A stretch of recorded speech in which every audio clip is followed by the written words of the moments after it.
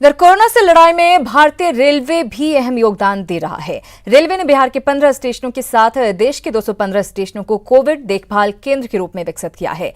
अब बस सरकार की हरी झंडी का इंतजार है।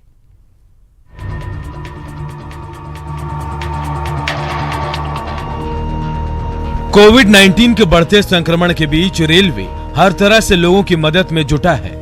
अब रेलवे ने 5231 कोच को कोरोना मरीजों के देखभाल के लिए विकसित किया है। इनमें से बिहार में तैयार 269 कोच भी शामिल किए गए हैं। इन कोचों को कोरोना के हिसाब से हर मेडिकल सुविधा से लैस किया गया है। बिहार के बरौनी, दरभंगा, जयनगर, मुजफ्फरपुर, नरकटियागंज, पटना जंक्शन, रक्सौल, सहरसा, समस्तीपुर, सीतामढ़ी, सोनपुर, जमालपुर, छपरा, सिवान और कटिहार सहित कुल 15 स्टेशनों पर स्वास्थ्य देखभाल के साथ आइसोलेशन और क्वारंटाइन की सुविधाएं उपलब्ध कराई जाएंगी। प्रति कोच जो है 16 जो कोविड सस्पेक्ट हैं उनको आइसोलेशन में रखा जा सकता है। तो हम लोगों ने जो बिहार में है 269 कोच हमारे पास हैं, तो 269 का जो है 16 के हिसाब से करीब 4000 के करीब आता है। तो 4000 के करीब जो है एडिशनल जो सीट्स हैं, मतलब एडिशनल जो कैपेसिटी है वो हम ऑगमेंट कर रहे हैं बिहार सरकार को कोविड-19 से लड़ने में भारत सरकार के थ्रू। बिहार सरकार भी रेलवे की इस पहल की तारीफ कर रही है। बिहार के स्वास्थ्य मंत्री मंगल पांडे भी मानते हैं कि मौजूदा संकट के इस दौर में रेलवे की कार्यशैली ने आम लोगों के साथ ही सरकार पर भी अमिट छाप छोड़ी है। मंत्री की माने तो जरूरत के हिसाब से रेलवे द्वारा निर्मित कोविड-19 केंद्र का इस्तेमाल किया जाएगा। यदि देश में जरूरत पड़ेगी कि अस्पतालें भर जाएं, क्वारंटाइन सेंटर भर जाए, आइसोलेशन वार्ड भर जाए और उसके बाद भी लोगों को रखने की जरूरत पड़े, तो उसके लिए रेलवे ने ऐसी तैयारी की है। तो भविष्य में यदि ऐसी स्थिति बनेगी तो निश्चित रूप से वह भी देश की सेवा के लिए हम उसका इस्तेमाल करेंगे। लेकिन अभी कोरोना के संकट काल में भारतीय रेल की भूमिका काफ़ी सराहनीय रही है। चाहे वो मामला अप्रवासी भारतीयों को उनके गंतव्य तक पहुंचाने का हो या फिर रेल कोचों को कोविड-19 केंद्र के रूप में विकसित करने का। इन सभी में जिस तरीके से रेलवे ने अपनी अग्रणी भूमिका निभाई है, वैसे में कोरोना संकट के खिलाफ लड़ रहे लोगों को इससे काफ़ी राहत मिली है। कैमरा पर्सन आशीष के साथ संजय कुमार, न्यूज़ 18 पटना।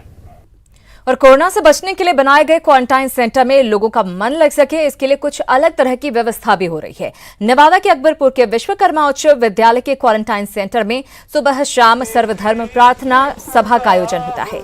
यहां रह रहे लोग नियमित रूप से प्रार्थना सभा में हिस्सा ले रहे हैं और प्रशासन की इस पहल की सराहना कर रहे हैं।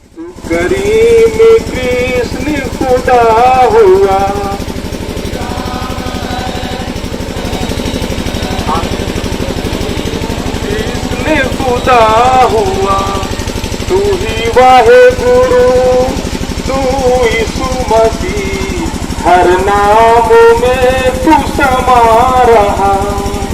तू ही वाहेगुरु, तू यीशु मसीह, हर नाम में तू समा रहा।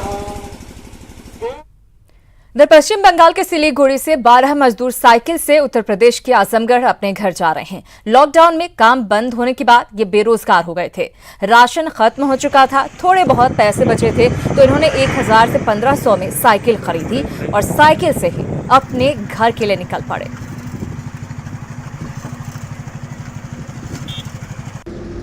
अभी हम मौजूद हैं अररिया 0 माइल पे और तस्वीरों में आप साफ तौर पर जो देख सकते हैं कि ये जितने लोग हैं ये मजदूर हैं पश्चिम बंगाल के सिलीगुड़ी से चले हैं और उत्तर प्रदेश के आजमगढ़ जा रहे हैं। टोटल करीब 700 से 800 किलोमीटर की दूरी तय जो है। देख सकते हैं कि जो साइकिल है, इन्होंने साइकिल ख़रीदा है, वहाँ से 1500 में साइकिल ख़रीदा है। उसके बाद जो है ये उत्तर प्रदेश के आजमगढ़ जा रहे हैं। इनसे जानते हैं कि क्या तकलीफ़ है और कितनी मुश्किल से ये सफ़र कर पा रहे हैं। सिलीगुड़ी में काम करता था प्लाईवुड का, अभी तो काम बंद हो गया तो थोड़ा प्रॉब्लम रहता था, खाने पीने का पैसा भी नहीं मिलता था। कितना दिन से भी वहाँ भी था, तो आ रहा था रास्ते में तो ना कोई खाना मिला ना कुछ, वैसे भी साइकिल से ही चल दिया है। हाँ, वहाँ से साइकिल से ही चल दिया। खाने पीने का कोई व्यवस्था नहीं, साइकिल से वही मसूरी लिए थे, वहाँ से फिर वही से आए हैं बस, और कोई व्यवस्था नहीं यहाँ तक आने का। क्या काम करते थे वहाँ पे? सर कारपेंटर का। कारपेंटर का, प्रैक्टिकल बोर्ड का जी।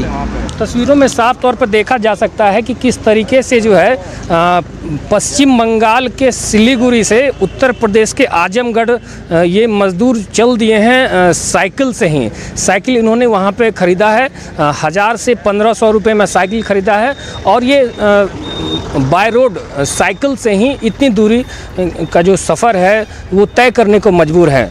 सतीश कुमार, न्यूज़ 18 अररिया।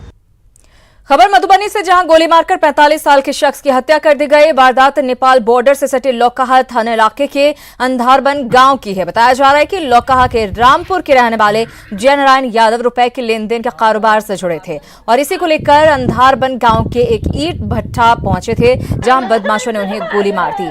परिजनों की माने तो ईंट भट्ठे में जयनारायण यादव का करीब 90 लाख रुपया लगा हुआ था और उन्हें कॉल आया था कि कुछ पैसे लेकर ईंट भट्ठा पहुंचो। जयनारायण यादव 5 लाख रुपए लेकर ईंट भट्ठा पहुंचे थे, जहां उन्हें गोली मार दी गई। फिलहाल पुलिस ने 2 लोगों को हिरासत में लिया है और पूछताछ कर रही है।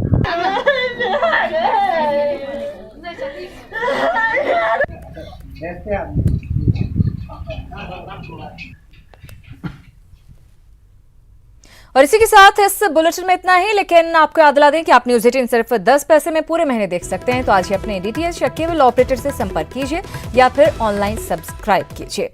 और इसके साथ ही ज्यादा विस्तार से खबरों को जानने के लिए हमारी वेबसाइट पर जरूर जाएं। हमारी वेबसाइट है news18bihar.com।